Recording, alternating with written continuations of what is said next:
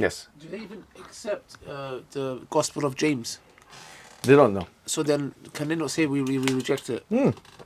We don't care what they accept because look, the thing is, So how do you it's a good verify? question. So look, the Christian believes in a certain amount of books in the New Testament because in the 4th century there's a guy called Athanasius who decided this is what's going to be in the book and this is what's not going to be in the book. This is what's going to be the New Testament and what's not going to be the New Testament. Now we would say, even from your perspective, oh Christian, how do you give this man such authority to include what's in the book and what's not? He can't turn around and say Athanasius, it was a council. Because if they say it's a council, like the Council of Nicaea or the Council of Constantinople, you can see it's somewhat plausible. Okay, the church has been given authority. This is a single individual. So my single question is, what gives Athanasius that power?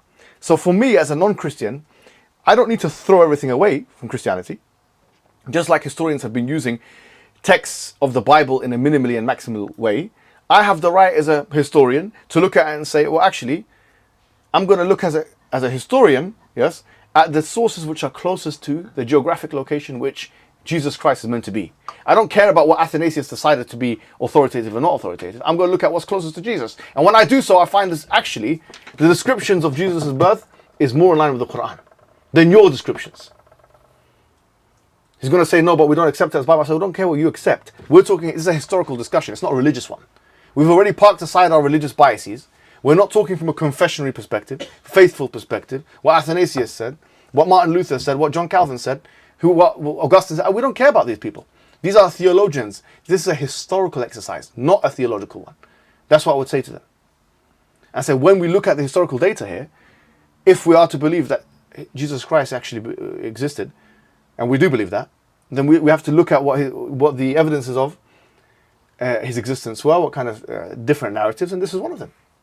So when was the Gospel of James? What date are we looking at? 2nd century. I think so. Yes, I think we're talking 2nd century. What? After Christ? Yeah, there's nothing before. There's nothing in the 1st century. So I don't think it's the 2nd century. I think it's in the 2nd century, but I don't know exactly the date. So we have to look at that. Yeah. Can I just mention something? I was going to say, because as we know, we believe that Islam came from, Adam and Eve all the way till now. And I think when people say there's similarities between other religions and Islam, therefore Islam copied them, I think that actually plays in our favor because we've been there from day one. If there were no similarities, they would say, well, you say you were here from day one, but nothing you say can be found in other religions. Sure. So it's a good point. What you're saying, you can look at it two ways: the borrowing narrative or the theological continuity narrative. What I'm saying is that when you look at it from our perspective, we're going to say, look, the similarity is because Allah says in the Quran that He has sent these books before. So of course we expect there to be similarities. No problem. But what I'm saying is that when you have information like what we've just presented, it adds a layer of argument to the case here. A layer of historical argument. Can you see what's going on? It's not just like my word versus yours and I'm faithful in one direction, you're faithful in another. I'm saying, look, you're saying, what's the sister of Aaron about? I'm saying there's now historical information about the sister of Aaron. You're saying, why is this in the Quran? I'm saying that's in other places where Jesus is meant to, close to where he's lived. Now we're having a historical discussion. It boggles the mind of Shoemaker. There's also, I don't know if you've seen, there's also, the whole replacement theory about Isa alayhi salam being, there is some early Christians, I don't know if they're Unitarians. Have you looked into this, where they actually believe that this actually happened? Yeah, of course. They're not Unitarians. I mean, like, a lot of it comes from the Gnostic Bible and stuff like that. Yeah, so it's interesting, like, from these different Bibles, they're kind of proving, even though the Quran doesn't really say what happened, but one tafsir is that basically... so exactly, so the substitution theory is there in this first century Christianity. Yeah. And I think we're talking here about, I cannot remember the name of the Gnostic writer. Obviously, they consider Gnostics to be heretics. So they'll say, we don't care. That's always the excuse with them. We say, we don't care what you consider to be orthodox and heterodox. Yeah. We are looking at things from a historical perspective. You're saying, okay, Jesus was crucified. We're saying, okay, let's take a look at it. Look at these different substitution theory here. What the Talmud said he was stoned. Why is there different results? Why is there different reports? Yes. So just from a historical perspective, the reason why we're inclined to this as a historian is just because geographically speaking, it makes more sense. So we're looking at it from a geographical perspective. Why not? Okay. Sure. Because the thing is, for us, the councils and stuff mean nothing. They mean nothing at all. Yani. So when we're looking at it, we're looking at we're historians here. We're not looking at theologians. The Christian's always going to retort in a theological manner. We're saying, look, we've already decided to park the theological bus in order to perform this exercise, and we're doing it. And what you're seeing repeatedly is that when the historical critical method is applied to Islam, it comes with favorable results. When it's applied to Christianity, it comes with unfavorable results. That's really what's going on here. So let's continue, because there's a few things I wanted to continue with you guys. So that's one thing. Okay, you can continue reading these in your own time. But I just want to say something quickly about hadith, because it's very important that we talk about this, at least briefly. We spoke about the historical critical method, we spoke about the revision, and so on. But we have a method. Okay, we have a method. And the method it's in many ways very simple, but in very many other ways, very complex. And the method for hadith to be sahih, yani for it to be authentic, then it has to fulfill 5 conditions. 3 of them are what we would call positive, and 2 of them we call negative. Like, so the hadith has to be muttasil sanad, for example, it has to be connected. So such a person saw such a person saw such a person, such a person heard from such a person, heard from such a person. The information. The people in that chain have to be adl. They have to have a good reputation, and that goes into a great detail we're not going to be able to cover today. And they also have to be dabt. They have to have dabt, or they have to have a precision or accuracy. Now that dabt is divided into 2. Either when they write, what they're writing is legible and understandable. Because at the time when they're writing stuff, you can't write something in an illegible manner, because then people would be like me. I'm very bad at writing. I would not qualify for someone, unfortunately. Or their memory has to be very good. So if they're known for bad memory, they would not be accepted in the hadith. So these are the things, 3 things, which are pretty easy to do. Like, sorry to say, a student of knowledge can probably do that. Find, okay, this guy, look at the biographies of men. Because how do you know? You know because these people's lives were effectively recorded in the early days of Islam, first 200 or 300 years. And we have books of recordings called Ilm al-Rijal, of biographies of these people. Okay, so that this person lived in this place and this person lives in that place, and you'll find that there's embarrassing things that happen when people claim that hadith is narrated, and there's geographic inconsistency. Oh, I narrated the hadith from this person, but he lives in Syria and you live in Baghdad. How'd that happen? Did you ever go there? I never went there. So we don't accept hadith, for example. So there's that, but there's also 2 things, which is a shudud, so aberration, and that can be with the sanad. It cannot, and I'll explain what that is, or illa, which is a defect. Now the illa thing is the most difficult thing. So difficult. Because what is a defect how do you even classify what a defect of a hadith is? It can actually be a nassi defect. You can have a defect of the hadith in text. Yani the hadith can be sahih in terms of narration, but it goes against something established in the Quran, for example. I'll give you a famous example of this, hadith al-Turab, which is mentioned in Sahih Muslim. And if you look at the hadith, it's narrated by Ka'b al-Ahbar. It says that, for example, Allah created such and such Adam from dust, and Adam was created on Friday. Yeah, it's a long hadith, and it says something like that. And there's also Monday, Tuesday, Wednesday, that kind of thing. So even though this hadith is in Sahih Muslim, which is one of the most authoritative books of hadith, Al-Bukhari himself rejects it. Ad-Daraqutni, who's seen as one of the great scholars of ilal and stuff, he rejects the hadith. Why? He says it goes against the narrative in the Quran. And it sounds like Genesis. Now, he doesn't say this, but Ka'b al-Ahbar was a Jew before. So, okay, you got a guy here who's a Jew. He converted to Islam. He's narrating a hadith. It sounds like Genesis, even though it's not, the content is not the same.